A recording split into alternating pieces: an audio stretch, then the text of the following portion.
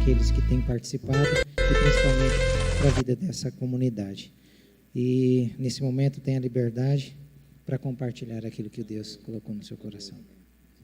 Glória a Deus, aleluia. Benção, amados. Amém. Eu estou sendo muito edificado por esse tempo aqui passado com os irmãos e a disposição de coração e a honra, a liberdade que a gente tem vivido aqui e o coração dos irmãos. Eu estou grato a Deus por ver o lugar que Deus nos deu no coração dos irmãos aqui. Então, é realmente um privilégio, é uma bênção. Obrigado pela confiança, a liberdade, Itamar, com que a gente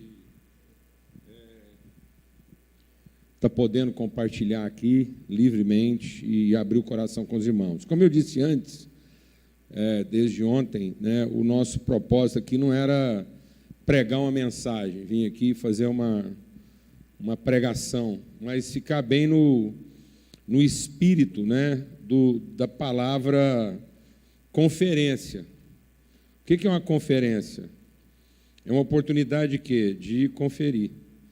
Então, a gente se encontra para conferir se as coisas realmente são assim, né? Então, é para isso que serve uma conferência. E, na verdade, é isso que a gente está fazendo aqui desde ontem. A gente está conferindo, à luz da palavra de Deus, o significado das coisas na nossa vida. E, desde ontem, a gente está compartilhando que, se nós não formos transformados no nosso entendimento, às vezes a gente está dizendo uma coisa que tem a aparência da verdade, mas está significando outra. Por isso que a palavra de Deus diz que a letra mata, mas o que vivifica é o Espírito. Então, só é palavra de Deus aquilo que tem o Espírito de Deus.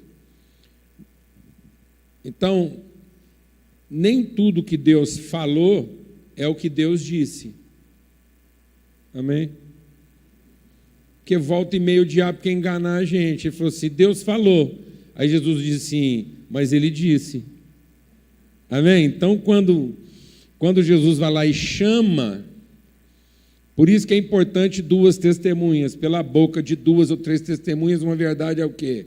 Estabelecida. Então, individualmente, eu posso proclamar alguma coisa, mas aquilo que eu proclamo só será estabelecido se tiver um amém, porque é o amém que confere o Espírito. É quando alguém está entregando alguma coisa que não seja em favor de si mesmo. Então, toda vez que o diabo vai tentar a gente, qual é a principal arma que ele vai tentar para confundir a gente? A letra. Ele vai dizer uma coisa que tem aparência de verdade, mas não tem o espírito da verdade. Amém, irmãos? Amém? Então, lembra sempre de uma coisa, o diabo não mente, mas também não fala a verdade. Porque ninguém se engana com a mentira. E ninguém se ofende com a mentira. A gente começa a ficar ofendido quando aquilo que a pessoa está falando parece um pouco com o que eu também acredito. Por isso que quando você quiser ofender uma pessoa, não minta, mas também não fale a verdade. Por isso que quando a chapa esquenta em casa, a briga fica feia, a gente usa parente como pau de bater em doido. Você fala que seus parentes, lá no meio do seu povo, todo mundo é assim, é por isso, você é igualzinho seu pai, sua mãe, porque você não está mentindo.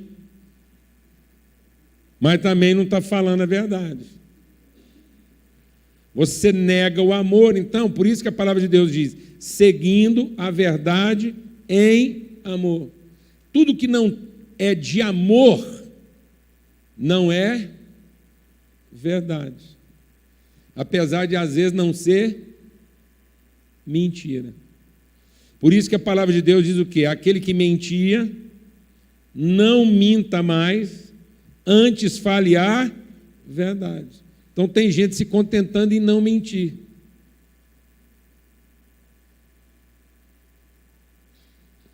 mas não tem compromisso com a verdade. Então, às vezes, a minha forma religiosa não é mentira, mas não expressa a verdade. Por isso que Deus diz: vocês me louvam com a boca, mas o seu coração está longe de mim. Então eu posso louvar a Deus com a boca, e isso não é mentira. Mas eu não revelo meu amor a Deus. Então, apesar de eu não estar mentindo, porque é louvor, eu estou falando do que Deus é realmente, mas aquilo não expressa a verdade. Glória a Deus, amados. Amém? Parece confuso, mas não, é simples. Como é que você chama? É você. Paulo. É Paulo também? Você é casado com ela, né? Você quer ver uma coisa? Você quer ver uma coisa? Como é que a mentira não ofende? Presta atenção, está sendo transmitido, então a gente tem que ser cuidadoso. Ô Paulo, nós ficamos sabendo que há uns 3 meses atrás, você fez um grande assalto numa agência de um banco no Brasil, montou numa grana feia, mas foi muito dinheiro mesmo, que você entrou lá e roubou. E agora você está aí vivendo de boa e ninguém está nem sabendo que você fez esse desfalque. Olha a cara do cara. A mulher dele está rindo, está vendo? Uma coisa séria dessa, o Paulo não está ofendido e a mulher dele está rindo. E isso está ao vivo. Agora você quer ver?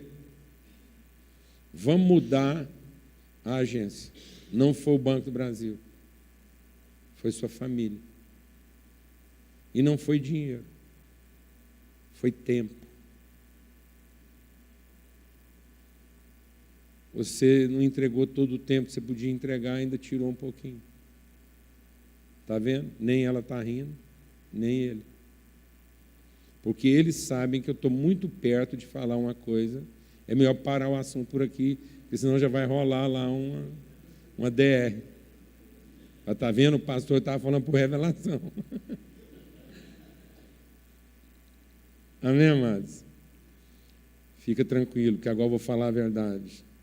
Nós acabamos de cantar. Não interessa se você não tenha entregado tudo que você podia entregar. A misericórdia de Deus foi que trouxe vocês até aqui. E é o amor de Deus que tem coberto as nossas falhas. E é o amor dele que tem feito com que as pessoas não sejam prejudicadas por nós como poderiam ser. Amém? Pronto, o cara agora já está tranquilo. Porque antes eu menti, depois eu não menti, mas agora eu falei a verdade. Amém, amados? Amém? Então, se eu não for transformado no meu entendimento, às vezes eu não estou mentindo, mas eu estou significando fora da verdade. Amém? Então, às vezes aquilo que eu estou falando não é mentira, mas não é a absoluta expressão da verdade. Então, só é verdade quando é uma expressão plena do amor. Então, se não é amor, não é verdade. Ainda que não seja o quê? Mentira. Então, eu posso estar vivendo uma coisa, falando uma coisa, fazendo uma coisa que não está necessariamente errada, porque não é mentira, mas também não é a expressão da verdade. Por isso que quando o diabo vem tentar, ele não mente. Porque se ele mentisse, a gente percebia logo. A forma dele enganar é porque ele usa uma coisa que o próprio Deus falou, mas não é necessariamente aquilo que Deus disse. Por isso que tem muita gente que enxerga, mas não vê. Escuta, mas não ouve. Agora você entendeu. Você fala: é meu marido, ele escuta, mas não ouve. Amém, amado? Tem muita gente que fala, mas não diz. Enxerga, mas não vê. Escuta, mas não ouve. Amém? Glória a Deus, amado. Então, o milagre não é alguém que era cego voltar a enxergar. O milagre é ele ser capaz de ver. Não é o mudo falar, mas é você ter o que dizer. Não é você recuperar a capacidade de escutar, mas é você ser sensível a ponto de ouvir. Glória a Deus, amados. Amém. Porque a nossa idolatria produz. O que a idolatria produz? Lembra do que o Salmo diz?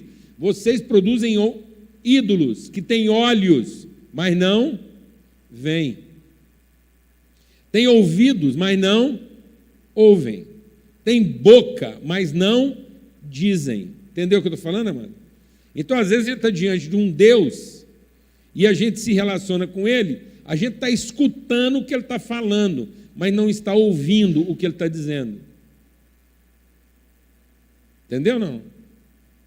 O diabo escuta o que Deus fala, mas não ouve o que Ele diz, que é rebelde. O diabo não é surdo, mas não ouve. Amém? E ele ainda pega o que Deus falou e transforma aquilo no que Deus não disse. Então eu tenho que entender isso para ser transformado no meu entendimento. Então, por isso que as nossas armas são poderosas em Deus para destruir as fortalezas. E o que Paulo chama de fortalezas? Os sofismas. E o que é sofisma? Sofisma é uma coisa que tem aparência de verdade, mas não é verdade. Então, o Evangelho é para destruir na nossa vida, desfazer toda a construção feita a partir de algo que tem aparência de verdade, mas não é a expressão da verdade.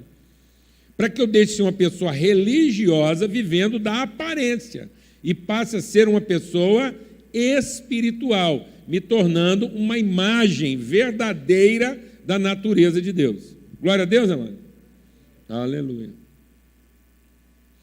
E quando Deus está falando de produzir uma imagem conforme a sua semelhança, Ele não está falando da aparência. Quando Deus está falando assim, ó, nós vamos fazer um homem que seja a imagem conforme a nossa semelhança. Ele está falando da nossa aparência? Ele está falando do nosso jeito de vestir? Ele está falando da música que a gente canta? Não, amados. Não é isso que diz como é que Deus é. Quando Deus está falando da semelhança, Ele está falando daquilo que são suas reais e verdadeiras características. Então, ninguém sabe qual é a roupa que Deus usa. Nem sabe direito qual é a música que gosta. Isso é tudo invenção na nossa cabeça. Agora, o que Deus está chamando de semelhança? Em que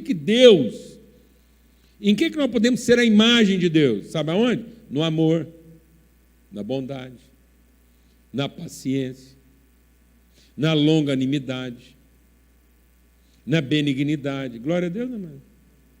Glória a Deus, amado. Posso ouvir um amém? Então, às vezes, eu estou vestindo uma roupinha que eu acho que Deus gosta, mas estou perdendo a paciência com facilidade.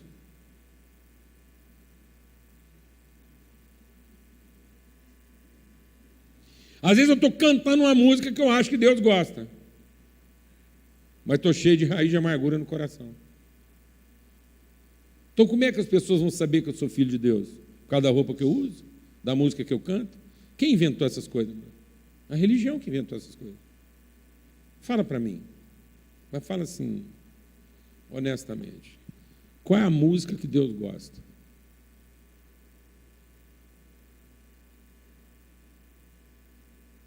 Está aí. Qual é a música que Deus gosta? E agora? Não, vou ser mais específico. Qual a música que Deus gosta? Sexta-feira de tarde, quando a semana está acabando, e ele já tem tempo de perder a paciência com todo mundo, estava pensando em acabar com tudo, mas aí ele resolve pensar mais um pouquinho. Qual a música que ele quer escutar? Qual a música que Deus gosta? Segunda-feira de manhã. Que música Deus escuta, mano? Segunda-feira de manhã. Está vendo? A gente faz o que gosta pensando que é aquilo que Deus gosta. Eu vou te explicar isso melhor. Eu gosto, por exemplo, de música clássica, dependendo da hora. Entendeu? E aí, quando às vezes eu estou viajando, minha família está lá, a mulher, os filhos, está tudo dentro do carro, eles dormem, a mulher dorme, o menino dorme, põe a música assim, na tora. 5 minutos. Todo mundo acorda, o que é que fala? Pai, não tem condição um negócio desse, não. Quem é que aguenta uma música dessa? Aí eu desligo. E põe uma música o quê? Que eles gostam. Porque, no fundo, eu gosto de ver que eles estão gostando. É assim que é o pai. Amém, irmão? Então, tem hora que quem está gostando é nós. E a gente acha que é aquilo que Deus gosta. Mas, no fundo, Ele está gostando só porque a gente gosta. Mas se Ele pudesse mesmo, não é aquilo que Ele queria estar escutando agora, não. Entendeu, irmão? Então, nós precisamos conhecer a Deus na sua intimidade. O que de fato revela a Deus? Porque nós estamos sobrecarregando as pessoas. Nós estamos falando que elas não podem cantar isso, não podem comer aquilo, não podem vestir aquilo, porque não sei o quê, porque isso é santo, isso não é. Isso é uma bobagem danada. Porque, no fundo, a gente está penalizando as pessoas com aquilo que a gente quer. Fala a verdade, irmão. Não gosta.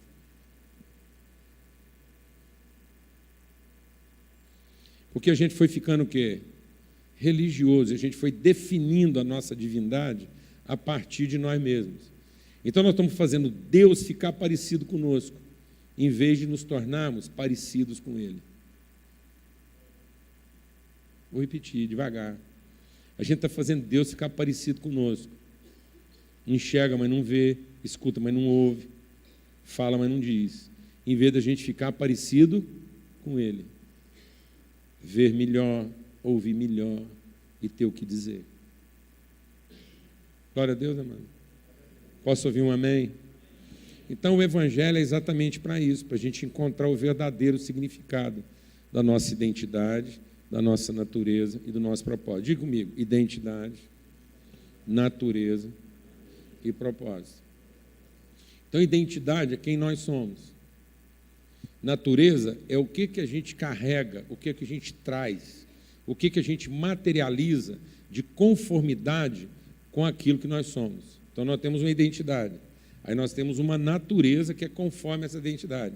E o propósito é o destino, o objetivo, a intenção de Deus em ter nos dado aquela forma, aquela natureza, de acordo com a nossa identidade. Amém, amado? Amém? Identidade, natureza e propósito. Então, Paulo ora, e ele diz assim, eu oro para que sejam iluminados os olhos do vosso entendimento. A gente falou sobre isso ontem. E depois, lá em Efésios ainda, ele ora de novo. E ele ora e diz assim, eu oro para que vocês estando arraigados em amor.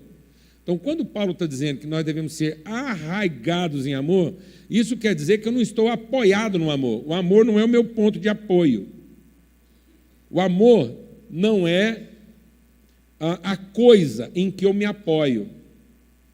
Quando ele diz arraigados, é mais do que apoiado. Isso quer dizer que amor é a substância da qual eu sou feito.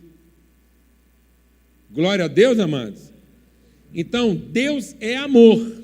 Deus não está amor, Deus é amor. Então, quando ele diz que eu estou arraigado em Deus, Deus é a minha raiz, Deus é a minha origem, Deus é a minha essência. É a partir do que Deus é que eu sou formado. Então, Ele é a minha identidade. E aí eu carrego uma natureza que possa revelar essa identidade, para que aquele que ainda não conhece a Deus possa conhecer através daquilo que eu revelo. Amém? Então, tudo que não é nascido, tudo aquilo que não é gerado, tudo aquilo que não tem raiz, tudo aquilo que não é da semente do amor, não é verdade. Não interessa a aparência que tem. Então, pode parecer com Deus, mas não é da natureza de Deus. Amém, amado?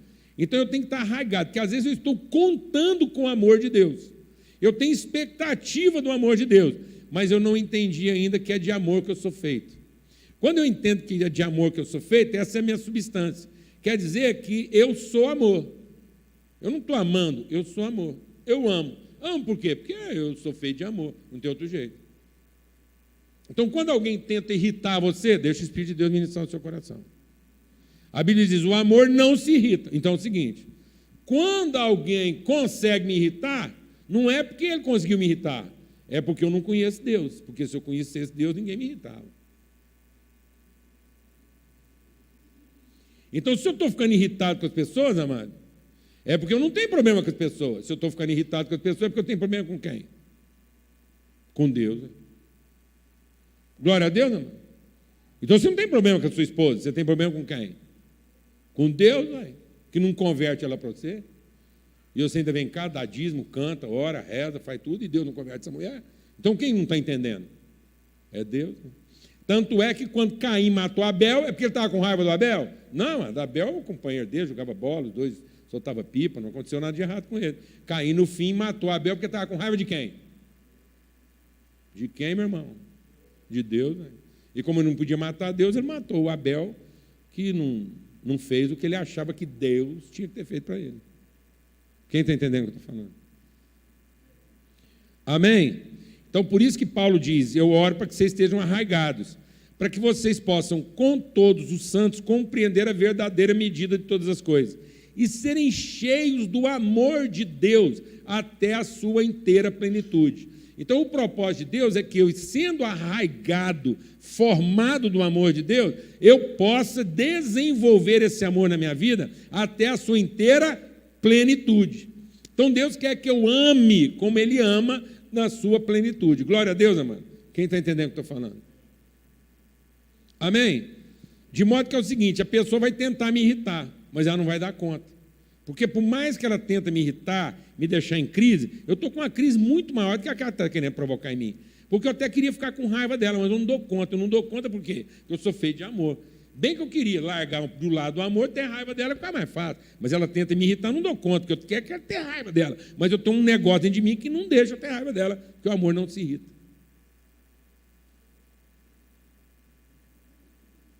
Amém, irmão?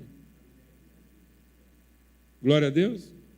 Ela faz um trem errado para me magoar. Eu falo, como eu gostaria de ficar magoado com essa pessoa, não dou conta, porque eu sou feio de amor, como é que faz? Aí eu fico com uma luta em mim. Minha carne quer ficar magoada, mas o Espírito não deixa, porque o Espírito luta contra a minha carne. Na carne eu queria era matar ela, mas não vou matar, porque eu amo ela. Eu acabo no fim ainda perdoando, abençoando e ajudando. Então, se eu estou deixando brotar uma raiz de amargura, é porque não há verdade em mim. Aí eu tenho a aparência de uma coisa que eu estou, mas eu não sou. Amém? Então vamos ler um texto aqui, lá em João, no capítulo 15,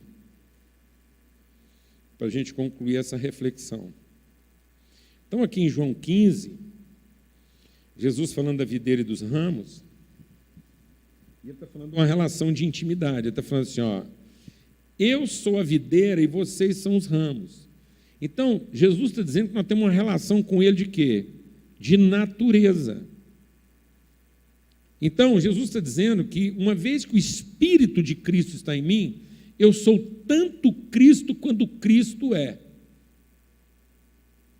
Glória a Deus, amado. Lembra que a gente compartilhou ontem? Nós somos o corpo vivo de Cristo. Então, e às vezes a gente é tão religioso que a gente tem esse pudor. Mas na ceia, eu poderia dizer, quando eu compartilho meu pão com alguém, eu vou entregar meu pão para o Itamar, eu posso falar assim, ó Itamar, esse aqui é meu corpo, que também é oferecido por amor de você. Porque eu sou o corpo de Cristo. Então, quando ele estava oferecendo quem? Nós. Né? Mas a gente é religioso. A gente entrega Jesus, mas não entrega a gente junto.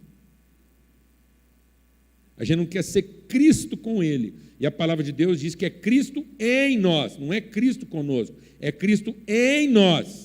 A esperança da glória. Por que o mundo não está vendo a glória? Porque nós estamos buscando o poder de Jesus, mas não estamos buscando a natureza de Cristo. Vou repetir. O mundo não está sendo transformado porque nós estamos buscando o poder de Jesus, mas não estamos buscando a natureza de Cristo. Então eu quero o poder de Jesus para converter minha mulher, mas não quero a natureza de Cristo para ser o marido que ela precisa.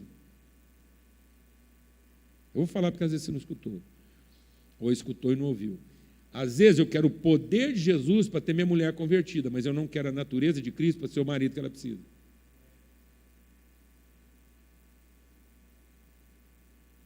Entendeu, irmão? A gente acabou de cantar aqui agora. Vou para a cruz, vejo a cruz, amo a cruz, corro para a cruz. Aí você corre para a cruz, amado. Na hora que você chega no pé da cruz, o que você faz?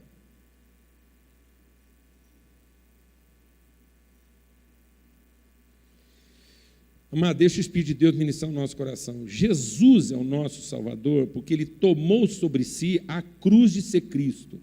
Então, o próprio Jesus assumiu ser o Cristo, porque ele assumiu a cruz. Ele se apresentou voluntariamente para ser o Cristo. Então, ele mostra para nós o caminho da salvação. E o caminho da salvação é que todo filho de Deus assuma a sua cruz de também ser Cristo. Amém? Então, a cruz de Jesus não é para me poupar da minha. É para me encorajar para a minha. Ele falou assim, você está vendo eu assumir a minha para ser Cristo? Então, agora você vendo como é que eu assumi a minha, vai lá e assume a sua. Então, Jesus nunca mandou ninguém ir para o pé da cruz. Mandou subir nela. Glória a Deus. Amém? E às vezes a gente está lá rezando no pé da cruz. Aí você fica lá na pé da cruz de Jesus e falou, essa aqui eu já subi, agora você vai lá e sobe na sua. Você viu subir na minha, sobe na sua. Crente pode usar crucifixo? Crente pode usar crucifixo?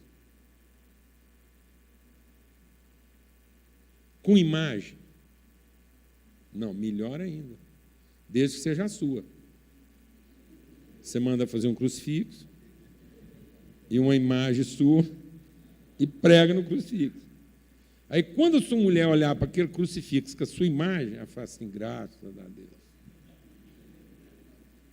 Estou casado com um homem crucificado. Glória a Deus, amado. Por exemplo, seu marido vai ficar bem mais tranquilo se você mandar fazer um crucifixo bem grande e uma imagem sua e pôr nele. Porque ele vai olhar para você e falar assim, essa eu posso ficar tranquilo. Porque essa é uma mulher o quê? Crucificada. Então, se você está pensando em arrumar um crucifixo, melhora e já manda logo uma imagem nele, mas sua, bem parecida com você. Porque aonde você for, no trabalho, a hora que você chegar no trabalho, todo mundo vai olhar para você e falar assim, isso aqui é tranquilo. Ninguém precisa preocupar com ele, porque ele é o quê? Crucificado. Crente pode fazer o sinal da cruz? Devia. O crente devia fazer assim, ninguém precisa ter medo de mim.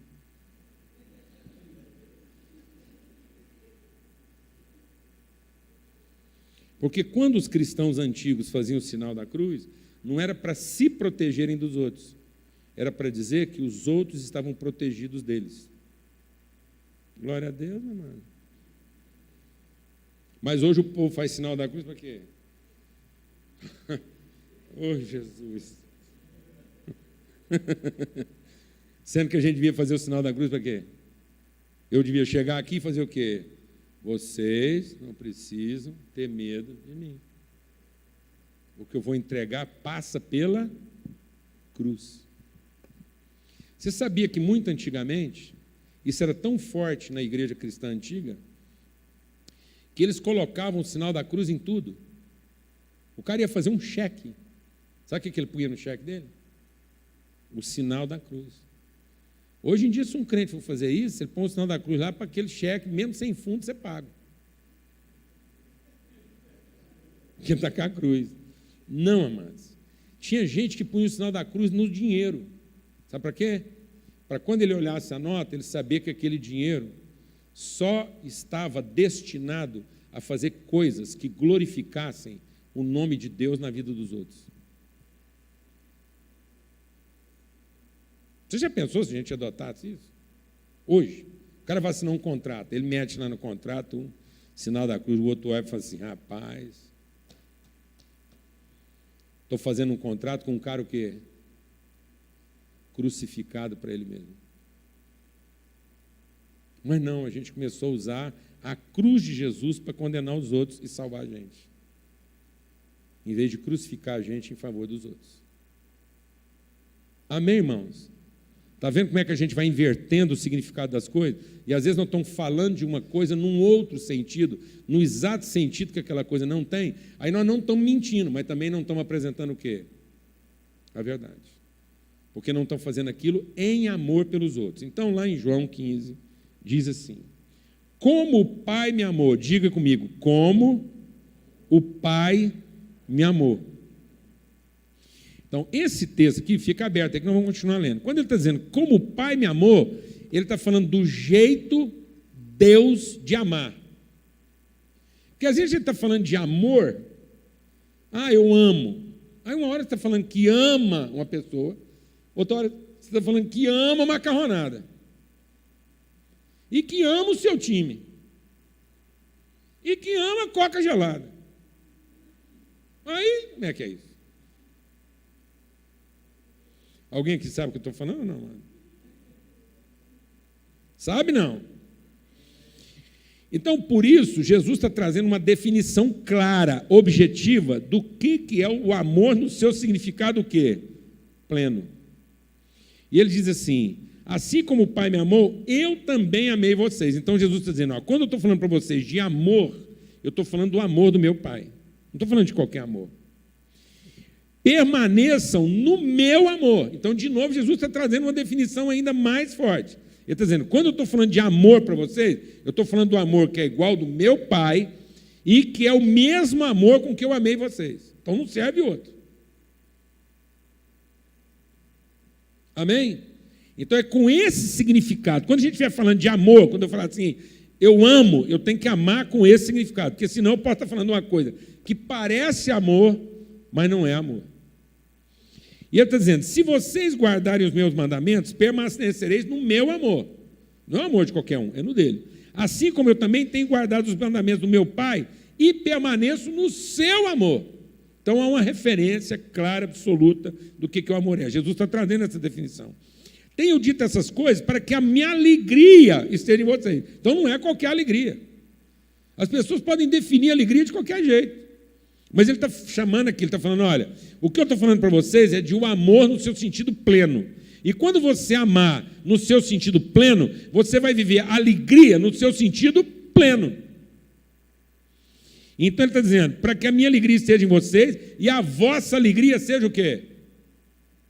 Plena. Completa. Então a alegria plena e completa é uma promessa de Deus na vida de todo aquele que ama o amor de Deus. Então, se eu não estou vivendo a alegria na sua plenitude, é porque eu não estou amando o amor de Deus. Porque é promessa de Deus de que todo aquele que conhece o amor de Deus vai viver a alegria no seu sentido pleno. Aí já começa a confusão. Porque muitas vezes eu estou confundindo alegria com felicidade. E Deus nunca prometeu felicidade. Ele prometeu o quê? Alegria. Glória a Deus, amado. Glória a Deus, amado. Eu vou explicar isso melhor. Você tem filho, irmã? Tem? Você lembra quando ele era petitinho? 1 ano e pouco de idade? 3 dias de febre? Acordando de madrugada?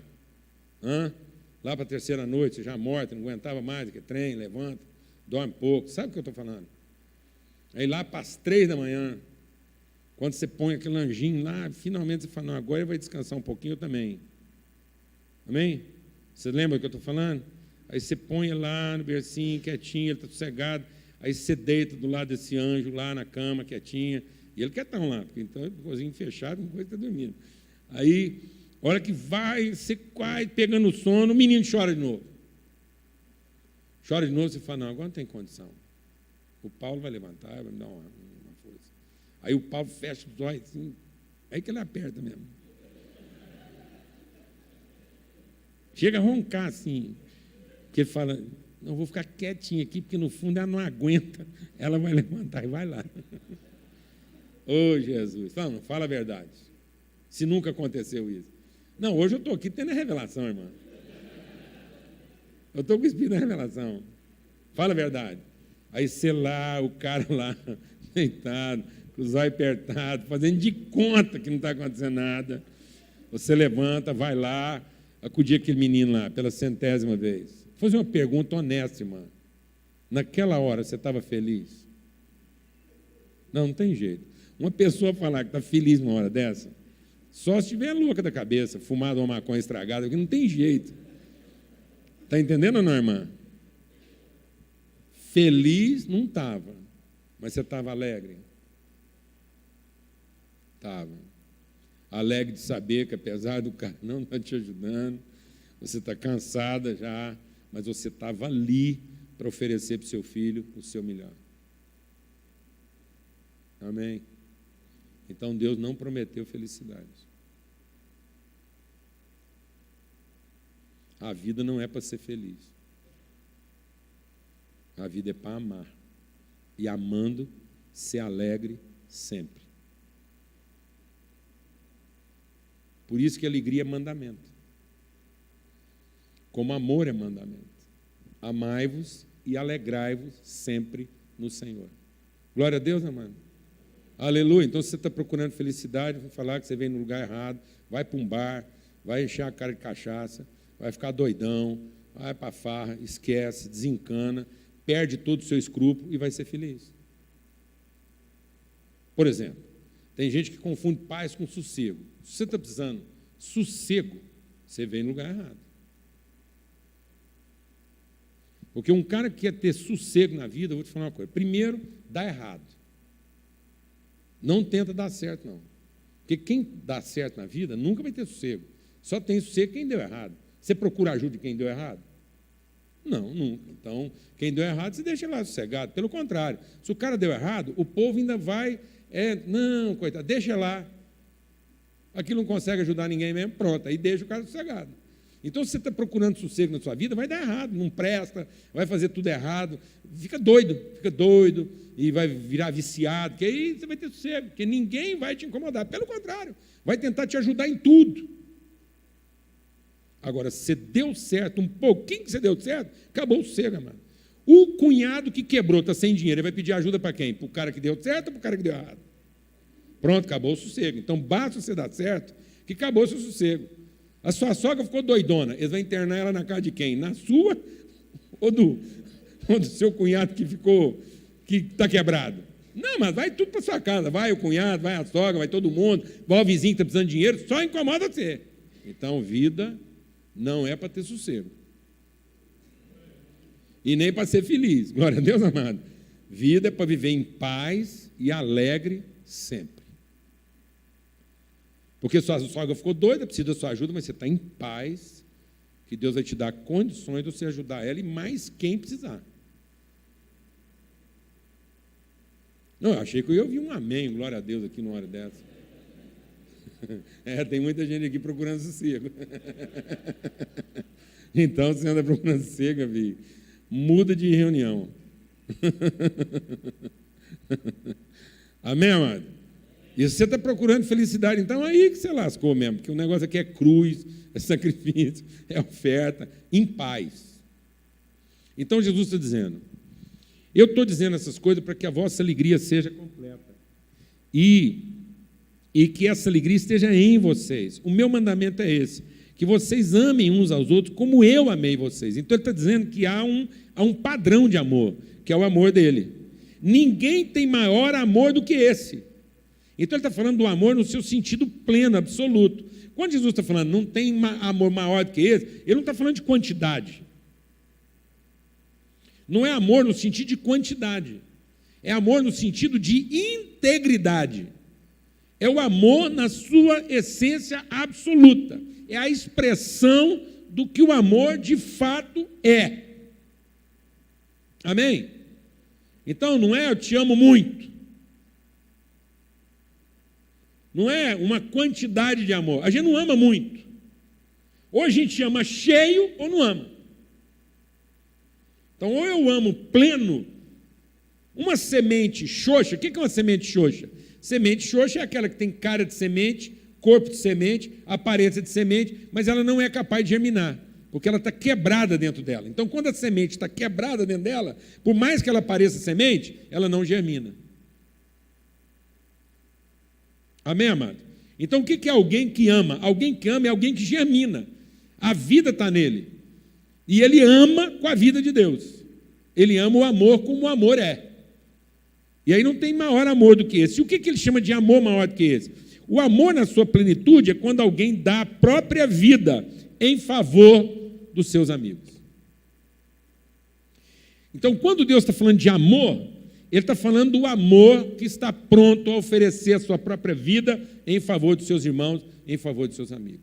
Então, qual é a característica do amor? É dar. Por isso que a palavra de Deus diz: Deus amou o mundo de tal maneira. Qual é a maneira? A maneira Deus de amar. E qual é a maneira Deus de amar? É dando tudo o que Ele tem. Então, se eu não estou disposto a entregar tudo que eu sou e tudo que eu tenho em favor das pessoas que eu digo que amo, então eu estou mentindo a respeito do amor, por mais que eu esteja falando de amor. Para a gente entender isso melhor, eu vou lembrar de uma história que o próprio Jesus contou. E ele contou a história do bom pastor, para a gente entender isso, concluindo a nossa conferência.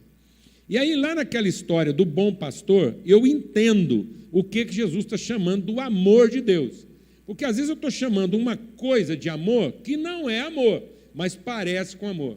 Você lembra que lá na história do bom pastor, Jesus diz assim: o mercenário não é pastor, porque quando o mercenário vê vir o lobo, ele foge, e o lobo vem e arrebata as ovelhas. Mas o pastor não foge, ele dá a vida em favor das ovelhas. Meu pai me ama. Ele diz: meu pai me ama. Sabe por que meu pai me ama? Porque a vida está em mim. Abre lá, está lá em João 10. Então ele diz assim: meu pai me ama, porque a vida está em mim. E ele me ama porque ninguém tira a vida de mim. Ele está aqui no verso 18. Ó. Meu pai me ama por quê? Me ama porque eu dou a minha vida, para depois a reassumir. Ninguém tira a vida de mim. Pelo contrário, eu espontaneamente a dou. Então, o que Deus está significando? Quando Deus está falando de amor, Ele está falando de quê? De uma oferta espontânea. Ou seja, eu não estou ofertando nem por necessidade e nem por interesse. E muitas vezes hoje nós estamos fazendo muita coisa, talvez a maioria das coisas que nós estamos fazendo na nossa vida, ou é por necessidade, ou é por interesse. E quem faz por necessidade ou por interesse, já não está fazendo por amor.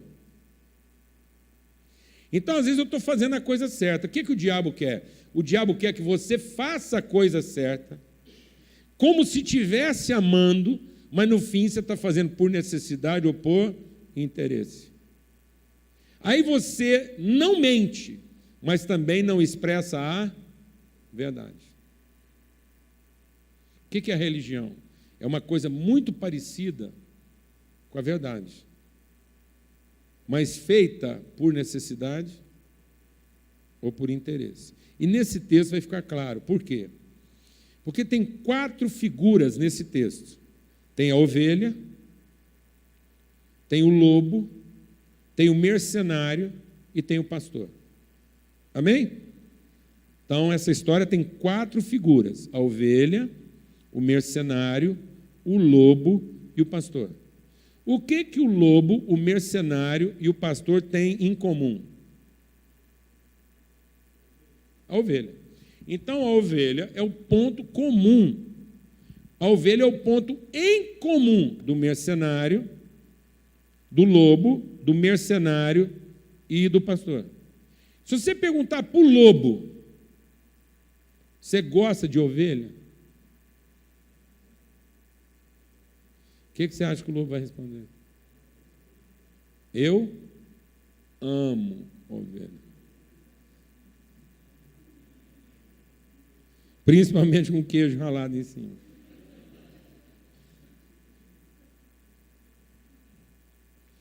E se você perguntar para o mercenário? O que você acha de ovelha? O que você acha que o mercenário vai falar? Eu amo ovelha, porque eu dependo dela para viver. E se você perguntar para o pastor, o que ele vai dizer? Ele também ama ovelha.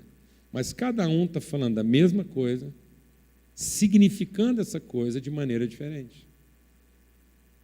Glória a Deus, amados. Então, às vezes, nós estamos amando como o lobo ama. E estamos achando que isso é amor. A gente ama por necessidade. A gente viu no outro alguma coisa que eu precisava. Então, esse é o amor da criança. É o amor da formiga. Se você perguntasse para uma formiga, se uma formiga fosse capaz de responder, fala assim, formiga, o que você acha de açúcar? O que você acha que a formiga ia responder? Eu amo açúcar. Açúcar é a razão da minha vida. Então, existe uma coisa definida com amor que é instintiva. É a necessidade, é o instinto. Até os insetos vão numa determinada direção por conta do seu instinto. É um impulso. É a necessidade. Então, a necessidade. Então, uma formiga pode ser treinada. Você sabia que você pode treinar a formiga? Você poderia, por exemplo, ser encantador de formiga. Você fazia um rastro de açúcar e acostumava as formigas a passar naquele rastro. Depois você tira o açúcar, elas continuam passando até ali, um punhado de tempo, até uma formiga converter e fala assim, gente, não tem mais açúcar. Aí ela vai, evangeliza as formigas e muda. Tem formiga evangelista. Ela vai lá, avisa para as formigas que ali não tem mais açúcar e acabou o treinamento. Então, as pessoas podem ser domesticadas a fazer coisas na medida em que as suas necessidades estão sendo satisfeitas. E achar que isso é uma relação de quê? De amor. E não é. É o ventre delas desfrutando de uma coisa que satisfaz. Amém, amados? Então, às vezes, você entrou no casamento como um lobo. Quando eu falo dessa coisa, eu me lembro de uma história. Eu me lembro de uma história que conta que um cara foi visitar um fazendeiro. E ele chegou na fazenda do cara e ficou muito admirado, porque tudo na fazenda do cara era muito bem feito, muito bem arrumado. Ele foi no pomar, as árvores eram tudo pintadas, sabe aquelas árvores que pinta lá para não subir bicho? Aí ele foi no quintal, a cerca muito bem feita, o curral, a casa, o espaço bem dividido, o rego. Daí ele ficou encantado de ver assim, a diligência do cara em cuidar da fazenda. Mas, quando ele está lá no quintal, passa um porquinho, passa um leitãozinho perto dele, com a perninha tudo enfaixada assim, mas pensa, não é um curativo assim, SUS não, é um curativo, entendeu? Plano privado mesmo, daqueles caras, um curativo assim bem feito, o porquinho com um curativo assim, como um curativo tem que ser feito. Aí ele chocou, foi lá no cara e falou, rapaz, eu já estava admirado de ver sua dedicação, sua diligência, mas a hora que eu vi o curativo que você fez naquele porco, eu falei, agora acabou, o cara é bom mesmo. Ele falou, não, nada disso não, aquilo é porque nós estamos comendo ele aos poucos.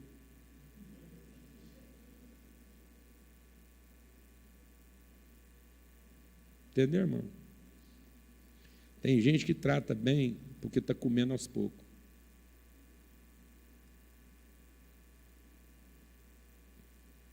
Trata bem a mulher porque está comendo aos poucos. Mas a hora que dá no osso, não serve.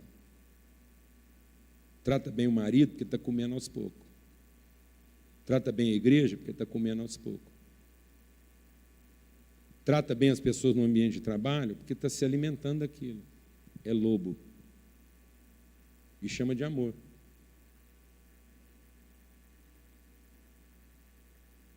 Depois vem o mercenário. O mercenário, ele já é um pouco mais intelectualizado, ele elabora mais. O lobo é instintivo. O mercenário é intuitivo, ele é cognitivo. Não é mais o amor da formiga, é o amor do macaco. Ele já elabora um pouco, ele é mais seletivo, não é de qualquer jeito. Amém? Então, saiu da esfera da necessidade e foi para a esfera do interesse. Agora é elaborado na alma. Ele até nem gosta tanto, mas tem interesse. Aí ele até não está gostando do que ele está comendo, mas faz de conta que está gostando para não perder a vantagem. Para bom entendedor, pinga a letra. Você está entendendo o que eu estou falando aqui ou não, mano? Não é mais uma relação visceral de quem precisa.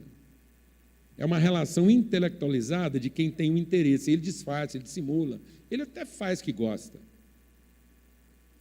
Mas quando a coisa ficar realmente crítica e representar algum perigo para ele, ele negocia. Isso é amor de mercenário. A igreja está cheia de gente assim, mano.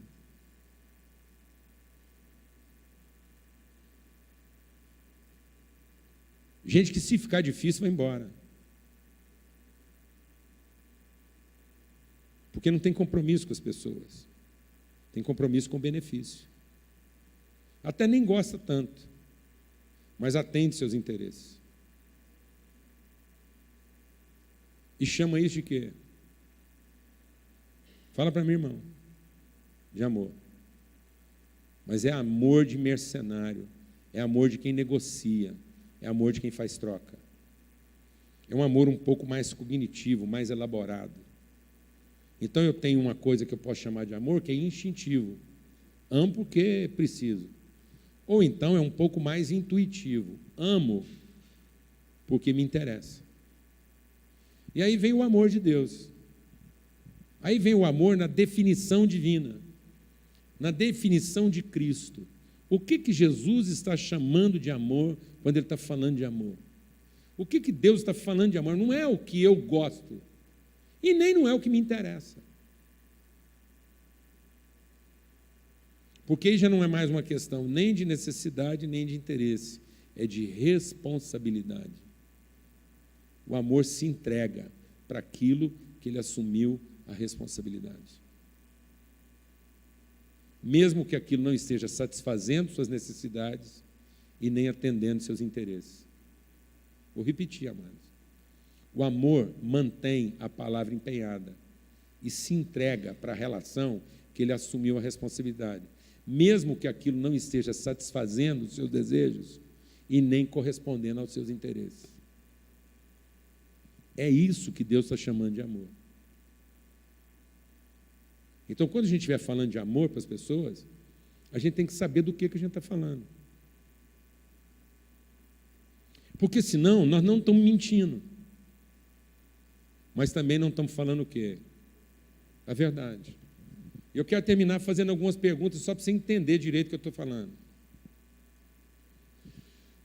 Aqui todo mundo é crente, é filho de Deus, fala de amor, todo mundo aqui, nós é tudo assim. Agora é o seguinte, você vai na padaria, irmão, por causa do pão ou por causa do padeiro? Não, seja honesto. Seja honesto. Você anda frequentando a padaria por causa do pão ou por causa do padeiro? Vamos ser honestos, irmão. Agora você entende por que é a nossa dificuldade de converter o padeiro. Porque nós estamos tratando ele o que, amados?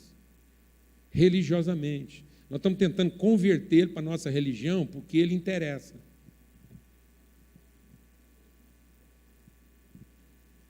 Vai aumentar o dízimo, vai ocupar as cadeiras vazias, vai falar que a nossa igreja ficou grande. Mas nós não temos uma relação com ele o quê? Espiritual. Então o nosso evangelismo é religioso. Aí a gente fala que Jesus te ama, ama porque o pão dele é bom, porque eu queria ver se o pão dele não prestasse, se você estava lá, falar que Jesus ama ele. Vou te fazer outra pergunta. Se você for no restaurante, o garçom te tratar mal, você volta? Não, seja honesto. Você vai no restaurante, o garçom te tratou mal, você volta. Por que você não volta? Porque ele não é seu irmão. Se fosse seu irmão, você voltava, insistia com ele, ainda arrumava um povo para ver se ia lá e melhorava o restaurante dele, dava uma levantada naquela bagunça. Como é que esse cara vai acreditar na nossa mensagem, amados? Nós estamos de brincadeira.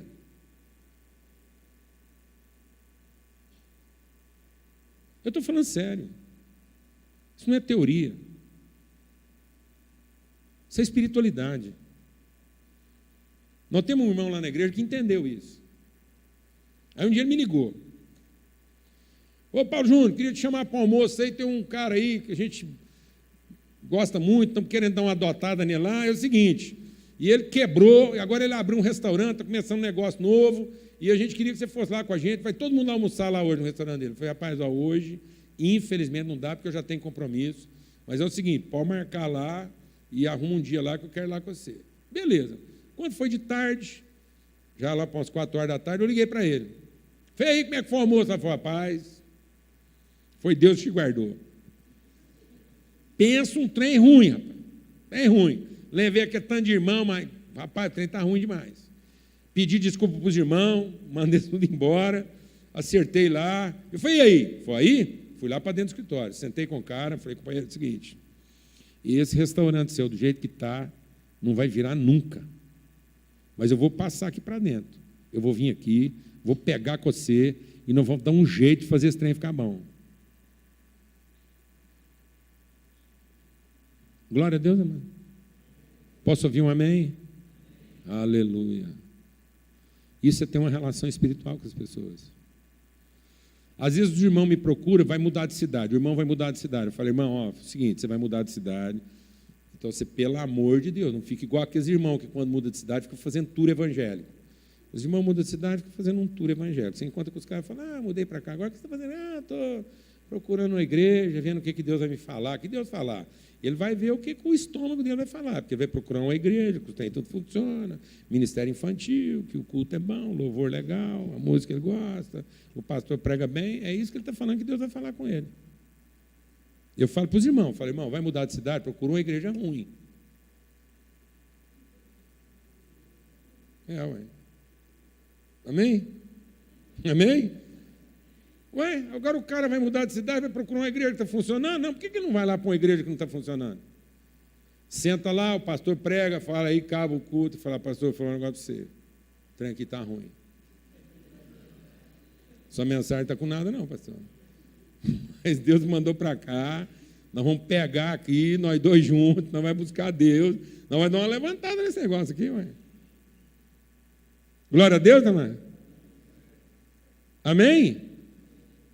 Olha o risco que os caras assumem, arrumando uma igreja boa para ir. O cara vai pôr a igreja boa e isso vai ficar ruim. A culpa é de quem?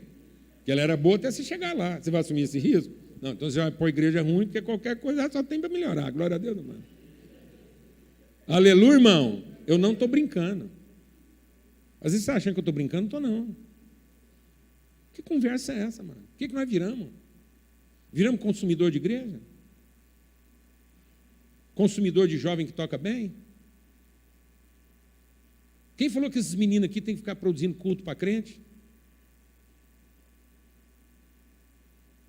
A última coisa que um crente de verdade precisa é de um culto bom, amados. Ou nós não aguentamos um culto ruim? E 3 cultos ruins em seguida, a gente muda de igreja. Fala a verdade, irmão. Isso é coisa de quê? Ou de lobo que comeu uma ovelha magrela, ou de mercenário que não está ganhando o suficiente. Meu pai me ama porque eu dou a vida pelas ovelhas. É isso que Deus está chamando de amor. É ver as pessoas e entender que está em nós a bênção em favor da vida delas. E nós temos o compromisso de assumir a responsabilidade. Então Jesus não veio ao mundo para apurar a responsabilidade. Jesus não veio ao mundo para dizer quem é que estava certo, quem estava errado, quem estava fazendo direito, quem estava fazendo errado. Jesus veio ao mundo para assumir a responsabilidade do que estava acontecendo de errado. Glória a Deus, amado. Então um cristão, onde ele chega, ele não se vitimiza. Porque não está comendo o que gosta, ou não está recebendo o que merece. Um cristão, quando ele chega no lugar, o que ele faz? Assume a responsabilidade. Glória a Deus. Então, de hoje em diante, você não vai voltar mais numa padaria por causa do quê? Por causa do pão. Glória a Deus, irmão. E você não vai fugir dos lugares onde você foi maltratado. Nós vamos fazer o quê, irmãos? Nós vamos fazer o quê, irmãos? Não estou ouvindo. Nós vamos assumir a responsabilidade. Não foi por acidente.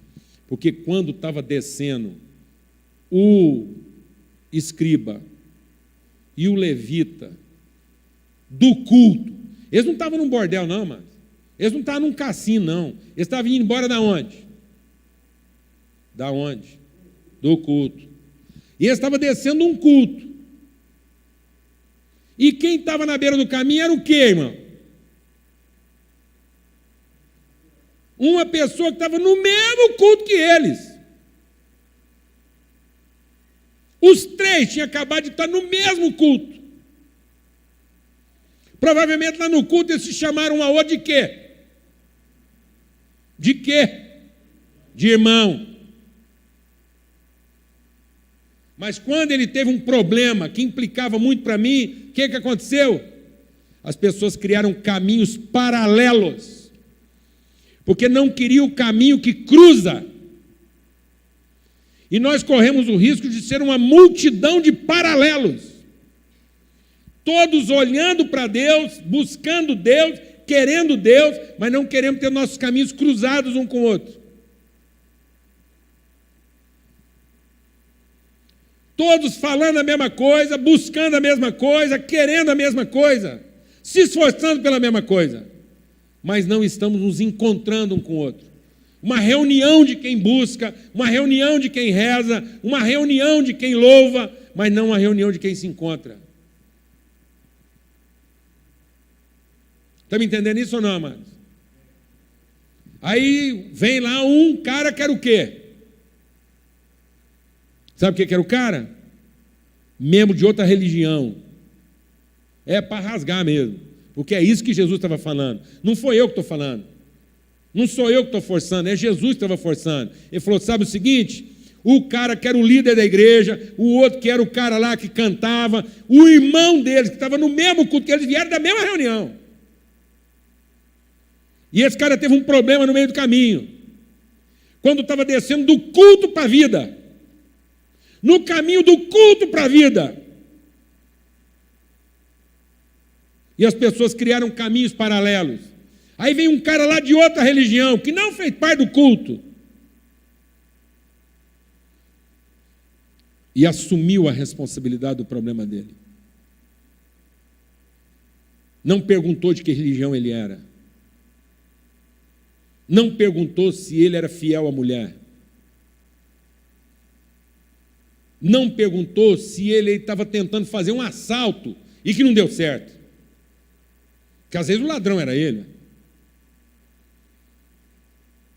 Aquele homem saiu do seu lugar e assumiu a responsabilidade. É isso que Deus chama de amor. Então nós não podemos chamar de amor outra coisa. Nós não podemos chamar de amor necessidades satisfeitas. E nem podemos chamar de amor interesses contemplados. Nós só podemos chamar de amor a nossa disposição de assumir a responsabilidade. Glória a Deus, amados. Um privilégio estar com vocês aqui. Um privilégio estar com vocês aqui. Uma alegria. Eu tenho certeza que Deus quer gerar algo muito. Eu tenho compartilhado isso com o Itamar. Eu só vim aqui porque o Itamar falou assim, o Paulo Júnior era para ter ficado até o dia 15, mas aí deu para ficar só até hoje. Então eu quero dizer para vocês assim, a verdade. Ele não mentiu, mas agora eu vou falar a verdade. Era para eu não ter vindo de jeito nenhum. Eu ia cancelar era tudo. Mas em submissão a Deus, eu vim 2 dias. E eu vim por uma fé, eu falei isso com ele hoje. Eu vim por uma fé.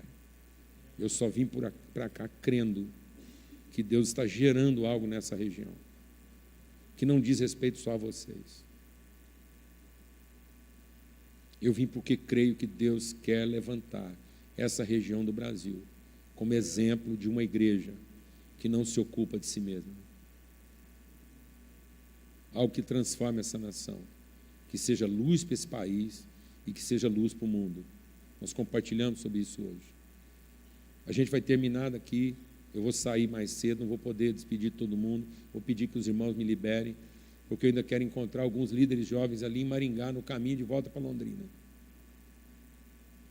E estou fazendo todo esse esforço, porque eu creio eu tenho a firme convicção de que Deus tem algo para fazer por esse país, através da igreja nessa região.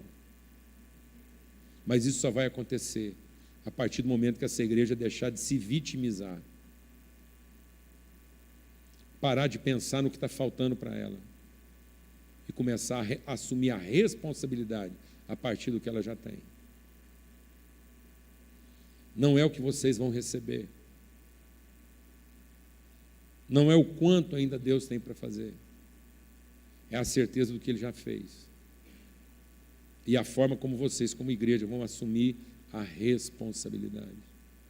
Uma igreja que vai parar de se reunir pensando em ter suas necessidades satisfeitas ou seus interesses contemplados, e uma igreja que vai passar a se encontrar para entender melhor qual é a vontade de Deus, para que ela comece a entregar para a comunidade aquilo que Deus já deu para ela. Não é o que vocês vão receber, é o que vocês têm para oferecer. Glória a Deus, amados. Então eu quero entregar essa palavra para os irmãos. É nessa fé. Amém? Uma igreja que para de buscar sua satisfação, para de buscar seus interesses e assume a responsabilidade. Um amor maduro. Um amor maduro. Porque o amor só é pleno quando ele alcança sua maturidade. E o amor só alcança a maturidade quando ele assume a responsabilidade. Glória a Deus. Amém. Queria ter uma palavra de oração. Pai, muito obrigado por esse tempo aqui, um tempo do Senhor. Quero agradecer pela minha casa, minha esposa, filhos, pela disposição de coração deles. Que o Senhor possa guardar o coração deles, onde eles estão, guardá-los do mal. Obrigado pelo tempo compartilhado aqui e pelo testemunho do Teu Espírito. Em nome de Cristo Jesus, Espírito do Deus vivo vem sobre nós. Espírito do Senhor move mesmo, no meio de nós, na igreja. Aviva, ilumina, inflama o nosso entendimento e o nosso coração, ó Pai. No poderoso sangue de Cristo Jesus, o Senhor. Amém. Amém. Graças a Deus.